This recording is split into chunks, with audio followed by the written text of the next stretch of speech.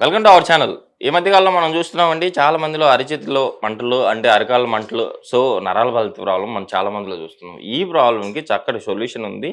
అది కూడా మన ఇంట్లో మనం మార్కెట్‌లో దొరికేదే. ఈ బీన్స్‌ని తీసుకొచ్చి మీరు నేను చెప్పిన పద్ధతిలో తీసుకుంటే షూర్‌గా మీరైతే ఈ ప్రాబ్లమ్ నుంచి బయటపడతారు అని చెప్పేసి అంటున్నారు. జనరల్ కన్సల్టెంట్ డైటీషియన్ యశ్వంత్ గారు. సో, సార్ ద్వారానే అసలుకు ఈ రెమెడీని మనం అంటే వీటిని ఎలా ఉడకబెట్టుకోవాలి? ఎప్పుడెప్పుడు తీసుకోవాలి? ఇందులో ఇంకా ఏమన్నా ఇంగ్రీడియెంట్స్ మనం వాడతామా? ఈ విషయాలన్నీ సార్ ద్వారానే తెలుసుకుందాం. నమస్తే సార్. నమస్తే అండి. సార్ ఫస్ట్ నరాల బలహీనత ప్రాబ్లమ్.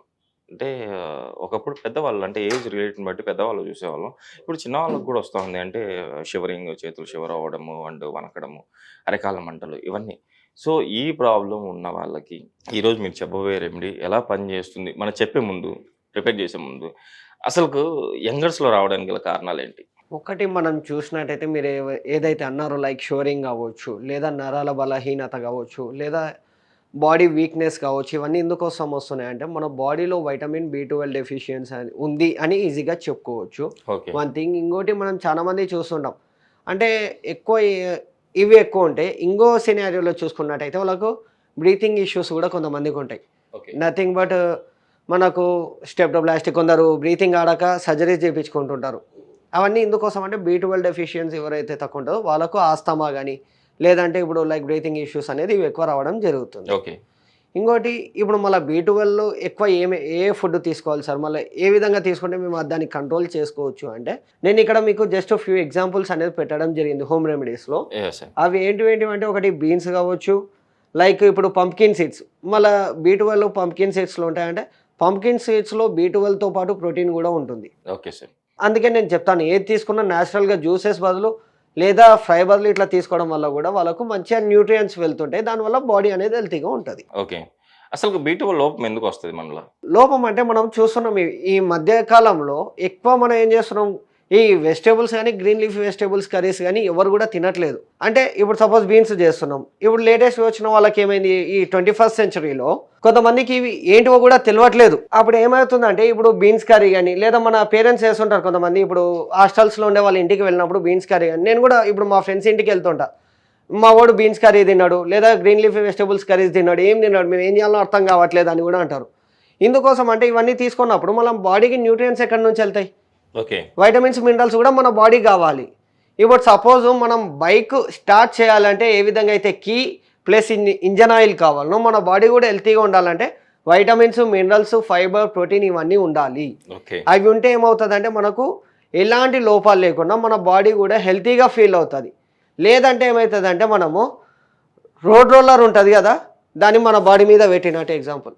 అందుకు ఇలాంటి కొన్ని ఐటమ్స్ ద్వారా నేను మీకు హోమ్ రెమెడీ చేసి చూపించడం జరుగుతుంది. Okay sir. ఇప్పుడు దాన్ని మనం ఏం చేసుకోవాలి బీన్స్‌ని? ఒకటి బీన్స్ని ఏం చేసుకోవచ్చు అంటే, ఒకటి మనం ఫ్రై లాగా చేసుకోవచ్చు, కర్రీ చేసుకోవచ్చు, లేదంటే కొంతమంది చూస్తుంటారు డైట్లో ఉంటే సార్ ఫ్రైలో ఎట్లా చేసుకోవచ్చు, ఏ ఆయిల్స్ వాడవచ్చు అంటే, ఒకటి కోకోనట్ ఆయిల్ కానీ, లేదంటే మనం గానుగ నూనె అనే తొలం, గానుగ నూనె కోల్డ్ ప్రెస్డ్ ఆయిల్స్ అవి కానీ, ఆలివ్ ఆయిల్ కానీ ఇవన్నీ ఎక్కువ తీసుకోవచ్చు. Okay sir. దీంట్లోతో పాటు వెజ్ వాళ్ళకంటే ఇది చెప్పారు, మళ్ళీ నాన్ వెజ్ వాళ్ళకి ఎలాంటి ఫుడ్ తీసుకోవాలి అనే క్వశ్చన్ కూడా ఉంటుంది. యెస్. వాళ్ళు ఏం చేసుకోవచ్చు, ఎక్కువ సీ ఫుడ్ తీసుకోవచ్చు. లైక్ ఇప్పుడు తునా కానీ, సాల్మన్ కానీ, ఫిష్ ఆయిల్ కానీ, లేదంటే ఇప్పుడు అపోలో ఫిష్ కానీ, ఇలా సీ ఫుడ్ తీసుకోవడం వల్ల కూడా వాళ్ళకు ప్రోటీన్తో పాటు వైటమిన్స్, మినరల్స్, ఫైబర్ వెళ్తుంది. దానివల్ల ఏమైతే అంటే ఈ వైటమిన్ బి12 డెఫిషియన్సీ ఏదైతే ఉంటుందో అది కంట్రోల్ అయ్యే ఛాన్సెస్ ఎక్కువగా ఉంటాయి. కొంతమంది అంటే సీ ఫుడ్ తినని వాళ్ళు ఉంటారు. అంటే చికెన్, మటన్ తినే వాళ్ళు ఉంటారు. అసలు చికెన్, మటన్‌లో కూడా ఇది వచ్చే అవకాశం ఉందా విటమిన్ బి12? చికెన్, మటన్ అయితే నేను కంప్లీట్గా అవాయిడ్ చేయమని చెప్తాను. Okay sir. ఎందుకు అని అంటే మటన్లో ఏమవుతుందంటే ఫ్యాట్ అనేది ఎక్కువగా ఉంటుంది when we compare to chicken. చికెన్లో ఏమవుతుంది అంటే చికెన్లో కూడా 2 టైప్స్, ఒకటి దేశీ చికెన్, ఒకటి బాయిలర్ చికెన్. ఫస్ట్ ప్రిఫరెన్స్ వచ్చేసి దేశీ చికెన్ అంటే నాటుకోడి. ఓకే. ఇప్పుడు నాటుకోడి ఏమైంది, కొన్ని ప్లేస్లో దొరుకుతున్నాయి, కొన్ని ప్లేస్లో దొరకట్లేదు. అప్పుడు ఏం చేస్తారు, go for second option called boiler chicken. Nothing but ఇప్పుడు ఏదైతే మనకు దొరుకుతుందో అది, దాన్ని 200 గ్రామ్స్ 500 గ్రామ్స్ తీసుకున్నట్టయితే కూడా దాంట్లో బి12 అనేది కొంచెం తక్కువగా ఉంటుంది. దాంట్లో ఎక్కువ ప్రోటీన్ అనేది వస్తుంది. ఇంకొకటి ఇప్పుడు బాయిలర్ చికెన్‌లో అంటే బయట కూడా మనం వింటా ఉంటాం. బాయిలర్ చికెన్‌కి యాక్చువల్లీ ఇంజెక్షన్స్ ఏసి పెంచుతారు. సో, దానివల్ల మన బాడీలో కొన్ని హార్మోన్స్ కూడా చేంజ్ అయ్యే అవకాశం ఉందని ఎగ్జాక్ట్లీ. చెప్పేసి. ఇప్పుడు మనం చూస్తుంటాం కొంతమంది నాన్ వెజ్ రెగ్యులర్గా తీసుకుంటారు, లైక్ చికెన్ కావచ్చు, ఎగ్స్ కావచ్చు, ఇవి కానీ. ఏమవుతా అంటే ఇట్లా ఇంజెక్షన్స్ ఇచ్చినప్పుడు సపోజ్ ఇప్పుడు ఎక్స్పెషల్లీ ఫర్ గర్ల్స్ వాళ్ళు కొంతమంది ఒబేసిటీ ఉన్న వాళ్ళకి ఏమవుతుంది అంటే ఇమీడియట్గా వాళ్ళకు పీసీఓడి కానీ థైరాయిడ్ కానీ డిటెక్ట్ అయ్యే ఛాన్సెస్ ఉంటుంది. ఓకే. ఇంకోటి వాళ్ళకి ఏమవుతుందంటే హార్మోనల్ ఇంబ్యాలెన్సెస్ కానీ ఇట్లా రావడం వల్ల వాళ్ళకి ఇర్రెగ్యులర్ పీరియడ్స్ ఇవన్నీ ఎక్కువ రావడం జరుగుతుంది. అందుకు నేను ఏమంటున్నా, అందుకే first option desi chicken, nothing but నాటుకోడి అని చెప్పాను. బాయిలర్ తక్కువ తీసుకోవాలని చెప్పడం జరుగుతుంది. ఓకే సార్, ఇప్పుడైతే మనం ఉడకబెడదామా సార్? అయితే ఎగ్జాక్ట్లీ. ఓకే, ఉడకబెట్టి మనం డైరెక్ట్ తీసుకోవచ్చా సార్ ఇవి? మనం ఉడకబెట్టి డైరెక్ట్ కూడా తీసుకోవచ్చు. ఇన్ ద ఫార్మ్ ఆఫ్ ఇప్పుడు రైస్ పెట్టుకుంటాము, రైస్తో పాటు ఇది ఒక సలాడ్ టైప్ లాగా కూడా తీసుకోవచ్చు. దీని మీద లైక్ పేపర్ కానీ లైక్ చిల్లీ పౌడర్ కానీ అట్లా చేసుకొని కూడా తీసుకోవచ్చు. లేదు సార్ నేను అవన్నీ తీసుకోలేనంటే గో ఫర్ లెమన్ స్క్వీజింగ్, దాని మీద లెమన్ స్క్వీజ్ చేసుకొని కూడా తీసుకోవచ్చు. Okay sir. సార్ ఇంకొకటి నాకు చిన్న డౌట్ ఏంటంటే విటమిన్ B12 లోపిస్తే మైలిన్ షీత్ ప్రాబ్లం వస్తుంది అని చెప్పేసి నేను విన్నాను, ఇది ఎంతవరకు కరెక్ట్? అంటే ఏ దానికైనా మనం ప్రాపర్గా ఫుడ్ ఇస్తే ఎలాంటి లోపాలు అనేది రాదు. కాకపోతే ఇప్పుడున్న మనకి ఏమైంది అంటే బిజీ షెడ్యూల్స్ వల్ల టైం దొరకక మనం బాడీకి కేర్ ఇవ్వట్లేదు. మనం ఇప్పుడు ఏం చేస్తున్నామంటే ఏదైతే మనీకి ఇంపార్టెన్స్ ఇస్తున్నామో మన హెల్త్కి ఇంపార్టెన్స్ ఇవ్వట్లేదు. తర్వాత ఎవరికి ఇంపార్టెన్స్ ఇస్తాం? హాస్పిటల్కి ఇంపార్టెన్స్ ఇస్తాం. అంటే ఇక్కడ ఏదైతే మనీ సేవ్ చేసుకుంటామో దాన్ని హాస్పిటల్కి ఇస్తాం. అదే ఒకవేళ మనం హెల్తీగా డైట్ తీసుకుంటూ హెల్తీ ఫుడ్ తీసుకున్నట్టయితే ఎలాంటి వైటమిన్ B12 కాదు, వైటమిన్ D కావచ్చు, B కావచ్చు, A కావచ్చు, ఏదన్నా కావచ్చు, లోపాలు అనేది ఉండదు. ఇంకోటి అప్పుడు ఏమవుతుంది, మన బాడీ కూడా హెల్తీగా ఉంటుంది.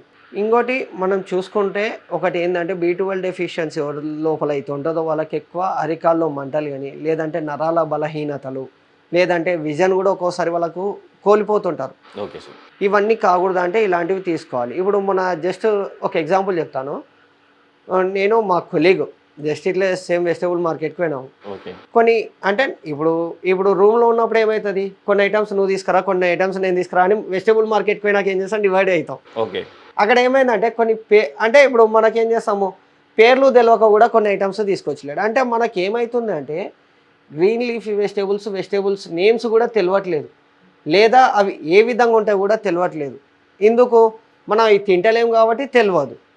అవి తీసుకున్నట్టయితే కూడా మనకు ఆ నాలెడ్జ్ పరంగా మన బాడీని హెల్తీగా ఉంచుకోవచ్చు. ఇంకోటి ఏదైతే B12 నరాల బలహీనత కావచ్చు, లేదా క్రోనిక్ బ్రీతింగ్ ఇష్యూస్ కావచ్చు, ఆస్తమా ఇష్యూస్ కావచ్చు, అవన్నీ కంట్రోల్లే కాదు రివర్స్ కూడా చేసుకోవచ్చు. అంటే మ్యాక్సిమం ఏంటంటే మనం యూజ్ ఐటీ తీసుకోకుండా యూజ్లెస్ మనం తింటున్నాం, యూజ్ ఐటీ మాత్రం పక్కన పడేస్తున్నాం. Exactly. Okay sir, actual beans అయితే ఉడుకుతూ ఉన్నాయి. సో దీన్ని మనం ఎంత క్వాంటిటీ తీసుకోవాలంటారు రెగ్యులర్? ఇప్పుడు పర్ హెడ్ చూసుకున్నట్టయితే అకార్డింగ్ టు ద BMI కావచ్చు, అతని క్యాలరీస్ బట్టి మనం అది 20 గ్రామ్సా, 100 గ్రామ్సా, 50 గ్రామ్స్ అనేది క్యాలిక్యులేట్ చేయడం జరుగుతుంది. ఓకే. ఇప్పుడు సపోజ్ కొంతమందికి BMI నార్మల్ ఉంది, లైక్ 25, 26, 28 ఉంది అనుకోండి, అది BMI వచ్చేసి నార్మల్. వాళ్ళకి మనం up to 50 grams to 100 grams వరకు ఇవ్వచ్చు, నథింగ్ బట్ ఒక 1 బాయిల్ ఇవ్వచ్చు. ఓకే.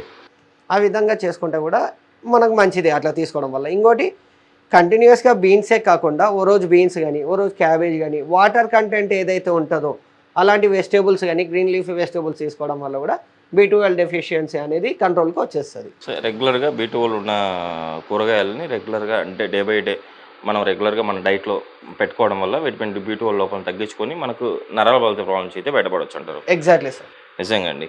చూసారు కదండి, మీరు కూడా సార్ చెప్పినట్టు డైట్లో కంపల్సరీ విటమిన్ B12 ఉన్న కూరగాయలను సార్ చెప్పినట్టు రెగ్యులర్గా తీసుకోలేదు ఒక ఐటమ్ని డే బై డే మార్చుకుంటూ మీ లోపాన్ని అయితే మీరు తగ్గించుకొని నరాల బలత ప్రాబ్లమ్స్ బయటపడతారని చెప్పి ఆశిద్దాం. సార్ ఈరోజు మన ప్రేక్షకులు చాలా చక్కటి డైట్ చెప్పారు నరాల బలత ప్రాబ్లంకి. సో ఇంత మంచి రెమెడీ చెప్పినందుకు thank you sir. Thank you sir.